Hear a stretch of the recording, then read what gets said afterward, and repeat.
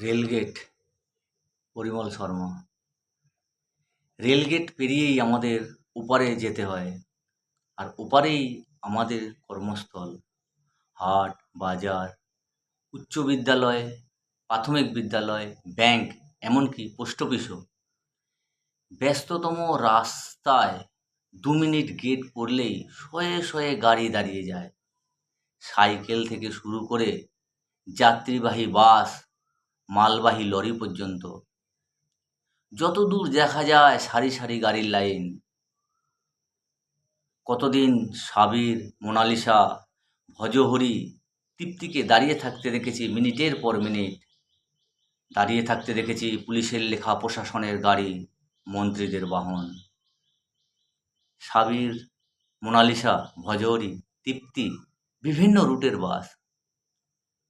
দাঁড়িয়ে দাঁড়িয়ে দেখতাম অটো, বাসের পেছনে সুন্দর কিছু কথা লেখা, এই তো আমি, আবার দেখা হবে বন্ধু, আমরা দুই, আমাদের এক, সেফ ড্রাইভ, সেফ লাইফ।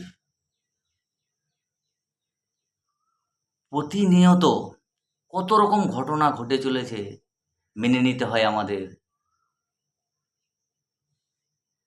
আমাদের জনতার কিন্তু কষ্ট হয় যখন মুমূর্ষ রোগী নিয়ে অ্যাম্বুলেন্সটা দাঁড়িয়ে থাকে মিনিটের পর মিনিট। ছাত্রছাত্রী ও তাদের অভিভাবকরা ধৈর্যহারা হয়ে লাইন পার হচ্ছে সময়ে স্কুল না পাওয়ার আশঙ্কায়। গেট তুলতেই হুড়োহুড়ি, কে যাবে কার আগে। রেলগেট মানেই নতুন অভিজ্ঞতা, আজব ঘটনা, অস্থিরতা, ধিক্কার, ধৈর্যের পরীক্ষা, সময় নষ্ট, হয়রানি। ছাত্রের স্কুলে দেরিতে প্রবেশ, বাসের ফাইন কাটা, বহু ব্যস্ততার সময় কেড়ে নেয় এই গেট। ব্যথিত হৃদয় নিয়ে কাতর কণ্ঠে তোমায় বলি, ওগো কষ্টদায়িনী রেলগেট, কবে তুমি ওভারব্রিজ হবে।